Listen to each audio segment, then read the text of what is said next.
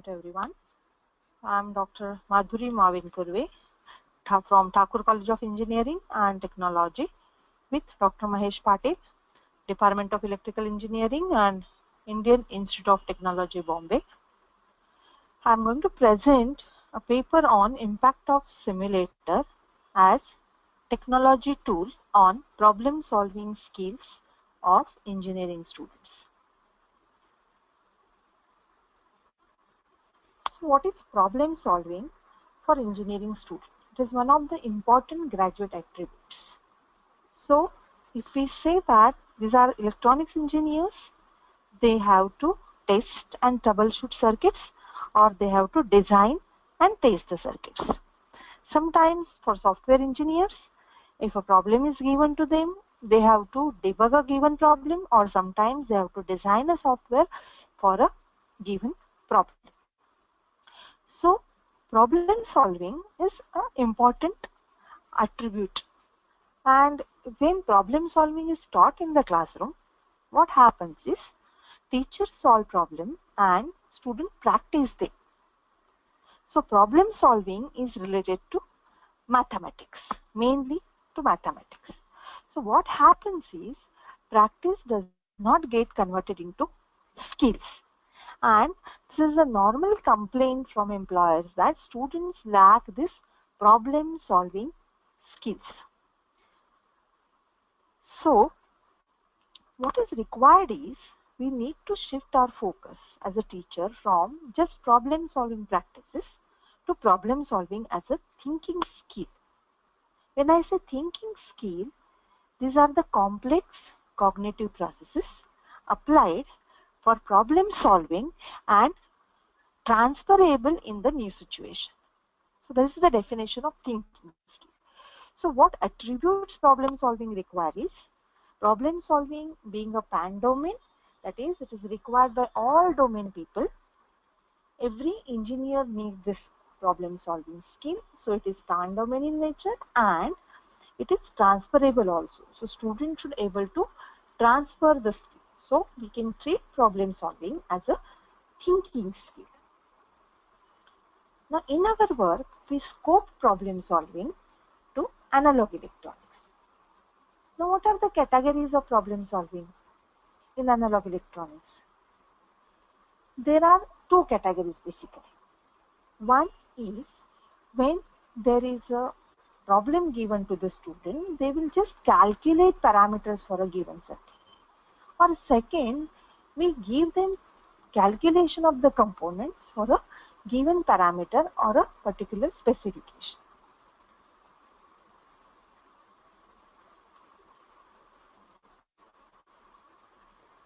So now teaching of circuit problem solving skill. What students should able to do is they should be able to calculate values, they should be able to predict output, they should be able to draw graphs or waveforms with appropriate labeling on axis. Now when we talk about these attributes of a problem solving, calculation of values we normally teach in the classroom through rigorous practice. While even for prediction of output or drawing of the graphs and waveform with appropriate labeling, we try to solve this type of problems also in the classroom. But it is really difficult to show everything instantly in classroom. So what can be the solution? So the solution is there is a technology available. There are a lot of simulations available. There is a virtual environments are available. There are online laboratories are available. All these technology tools will be useful in teaching learning process for electronic circuit problem solving. So these attributes like predict output or draw graphs or waveforms with appropriate labeling, simulations will be the best solutions. Now simulations are already available in many forms, but the simulations are most of the time they are rigid. That is, they are fixed for certain things. But when I am using it in a classroom, I need a flexibility.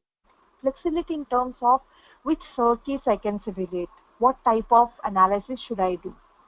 So I was looking for a simulator which can provide me this type of facilities. And as a teacher, that technology should be easily accessible, freely downloadable to me.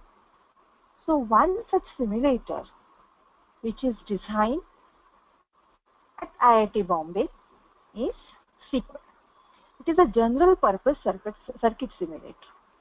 Now what the SQL contains is, this is the screen of the SQL, in which to the left hand side you can see that there is a list of components, that is various components are available. Then you can select these components, and the middle portion is known as a canvas, where we can drag and drop various components. We can connect them with the help of these wires here, and we can make a circuit. So the circuit which we are interested in for problem solving, we can easily construct this circuit with the help of these tools. Then to this side, that is to the right hand side, there is a panel in which we can set the variables which we want. That is, I can select a current, I can select voltage, I can select any other parameter, and I can set these parameters here. Then I can even select which parameters I want to analyze. So that setting is also done here. And then I will click on the block that is known as a solver block, which will give me basically analysis of a desired circuit. Even in a solve block, there is a possibility to consider for what type of analysis I want. Is it with respect to time? Is it with respect to frequency? So all these things are possible in this particular simulator. It is easily downloadable and free simulator. So as a teacher, I can design my own circuits which I can conduct in my classroom. So what we have done is, we tried to find out how this SQL will help us in problem solving for analog circuits. So our research question is, what is the difference between pre and post test scores of students for circuit problem solving after SQL intervention?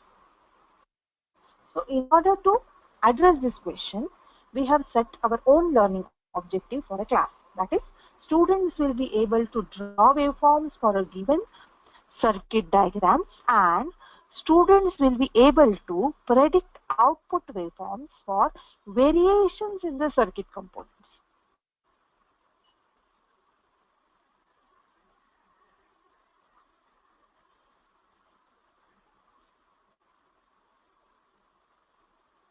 So what is done for the class is, I have selected one circuit that is known as 5-5 timer circuit, which has versatile applications, many applications, and I used it for teach problem solving skill. So this is the internal diagram of 5-5 timer circuit. And what I have done is, I used it to change different values of the resistor, and depending upon change, the output waveform will change. So this is what is the SQL learning environment I have done. Now what is my research method? My research method is pre-post single group experiment. Now participants are from third year engineering from electronics and telecommunication branch, and they were 32. What is done is, I assess their solution script for attainment of this learning objective. I scored their scripts using 5-point scale, which is interpreted as given. That is, they are neither able to write concept, understand concept, interpret the concept, all answers are wrong, or concept interpretation is wrong but calculation is correct. Concept is right but they interpreted it wrongly. Calculation sometimes they are correct. Then concept interpretation is correct but calculation is wrong, and everything is applied correct. So this is the 5-point scale which is applied. Now what is the procedure? Procedure is, students were exposed to internal diagram of 5-5 timer circuit and its applications. They were trained to solve routine problems with various variations of the parameter using normal chalk and board method.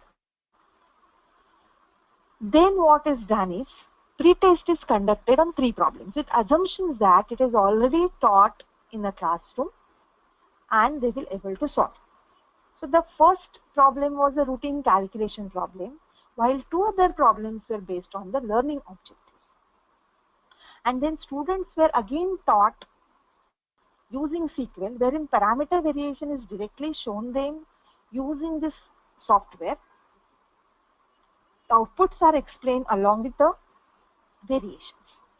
And then students were given a second set of problems aligned with the learning objective but different than pre-test problem. These are the results. Results indicate that pre-test scores are less, but they are not significant. That is, between pre and post test, we did not get significant difference in spite of there is an increase in the post test. So then what we have done is we just tried to find out what is the frequency distribution across the scores. It was found that for first learning objective, there is no difference. Even in frequency distribution also there is no difference. Both the groups perform high, even though pre-test frequency distribution is low, but still both perform high. The difference is seen in LO2, that is learning objective 2, where there is a prediction. So if the distribution is seen, there is unequal distribution in pre-test. There is a group of students who were not at all able to attempt it, while there is a group of students who could outperform in pre-test. But in post-test, what we can find out is there is a equally distribution and most of them try to attempt problem. So even though the difference is not seen or post-test difference is seen very high or pre-test difference is seen higher than post-test for a score of 5, still what we can conclude here is the students were able to solve the problem. May not be correctly, but they started solving the problem. So this pre-test difference is not seen in post-test. So our results indicate that SQL can provide students insight into prediction of results due to its affordance, but our result did not show any significant change from pre to post. SQL effect is slightly seen on LO2, where in post-test student at least attempted problem.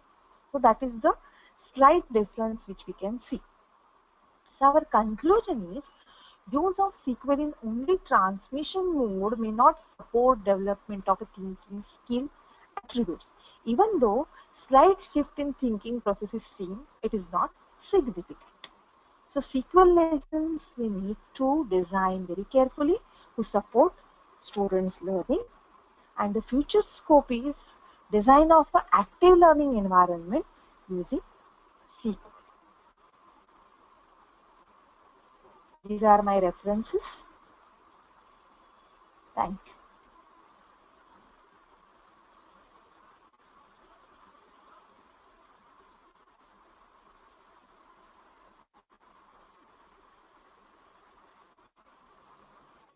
Hello.